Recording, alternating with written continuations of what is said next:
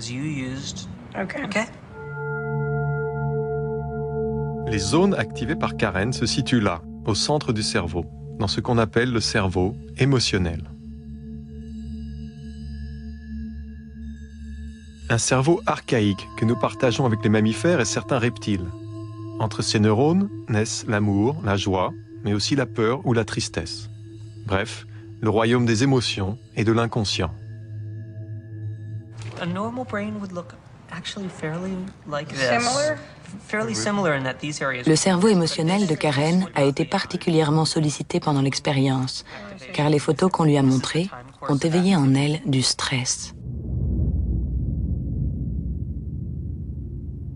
Or, le stress, c'est le talon d'Achille des personnes dépressives, la porte d'entrée où s'engouffre la dépression.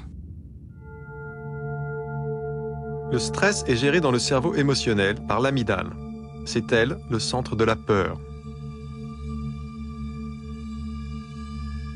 L'amygdale interprète le stress comme le signe qu'un danger extérieur nous menace. Elle réagit immédiatement en sécrétant des hormones du stress, cortisol et noradrénaline, qui vont accélérer le rythme cardiaque. Objectif, préparer le corps au combat ou à la fuite. Pendant ce temps, il se passe quelque chose dans le néocortex, et surtout ici, dans le cortex préfrontal. C'est dans cette région que s'élabore la pensée, l'abstraction, le langage, bref, le royaume de la raison et du conscient. Mais réfléchir retarderait les réflexes de survie. Donc, en cas de stress, le cortex préfrontal est débranché par l'amygdale, il s'éteint.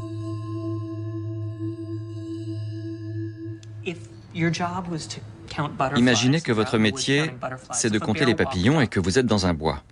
Et un ours arrive. Donc vous n'arrivez plus à compter correctement les papillons, vous prenez plutôt la fuite. Ça, grâce à votre amygdale qui a pris le pouvoir. Elle a éteint toutes les zones qui ne sont pas importantes pour votre survie. Et donc elle a éteint une grande partie de votre cortex préfrontal.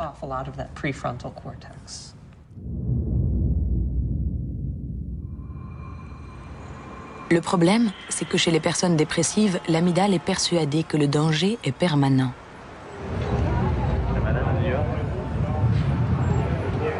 La preuve, face à des photos n'évoquant aucune angoisse, Karen, au lieu de se calmer, a continué de stresser.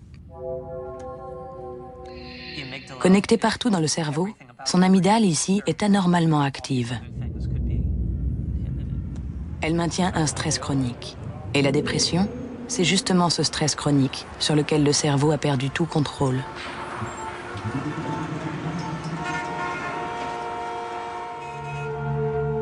Le cerveau a perdu le contrôle car après plusieurs semaines, l'hippocampe est attaqué par l'amygdale.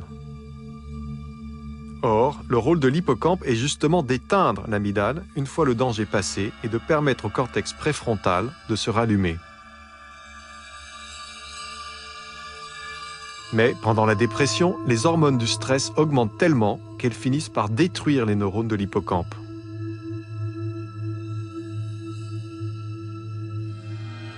Affaibli, il ne peut plus remplir sa mission. Et le siège du raisonnement reste éteint.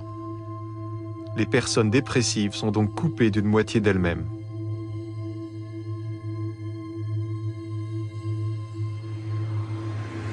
Elles sont emportées par le torrent de leurs émotions que rien ne peut plus canaliser.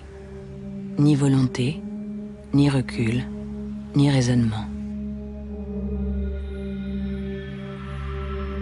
Le raisonnement, il est faussé par la dépression. Et au lieu de voir le verre à moitié plein, je le voyais toujours à moitié vide. Alors que ma nature, c'est plutôt de le voir à moitié plein.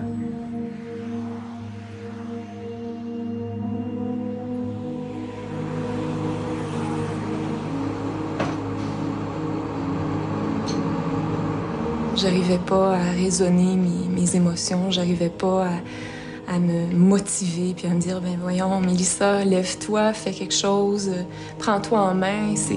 C'est pas un bon conseil à donner non plus à une personne qui est dépressive.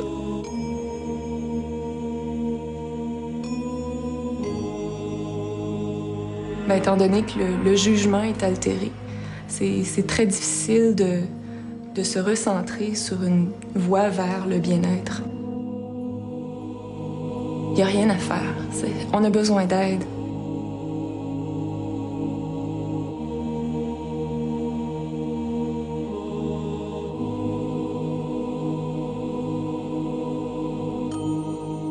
Se confier à un psy soulage.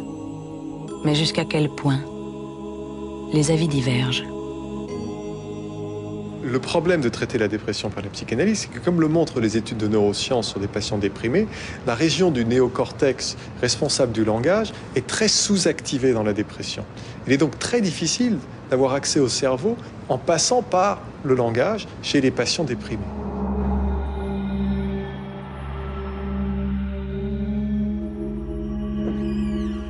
L'autre solution, ce sont les antidépresseurs. Ces médicaments, parmi les plus prescrits au monde, aident l'amygdale à se calmer et régulent le flot des émotions négatives. Alors, les antidépresseurs sont utiles et importants puisqu'ils sont capables de directement changer l'activité du cerveau émotionnel. Mais par contre, ils ne sont que des béquilles, dans la mesure où lorsqu'on arrête de prendre le traitement, ils ne jouent plus ce rôle, et d'où le fait que beaucoup de patients qui ont suivi ces traitements par antidépresseurs retombent dans la dépression.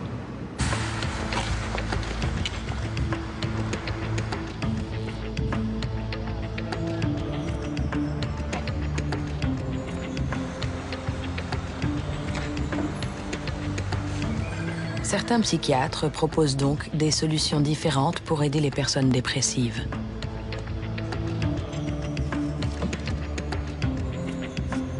Il y a plein d'approches pour remplacer les antidépresseurs et la psychanalyse. Mais une des plus simples, c'est l'exercice physique. Une étude de l'université de Duke a montré que 30 minutes d'exercice physique 3 fois par semaine avait un effet exactement identique à celui d'un antidépresseur. Au bout de 4 mois, le même nombre de patients avaient récupéré. Simplement, quand on regardait, 1 an plus tard, ceux qui s'étaient soignés avec un antidépresseur et avaient arrêté, 1 an plus tard, 40% d'entre eux avaient rechuté. Alors que ceux qui s'étaient soignés avec le sport, seulement 8% avaient rechuté, c'est-à-dire 4 fois moins.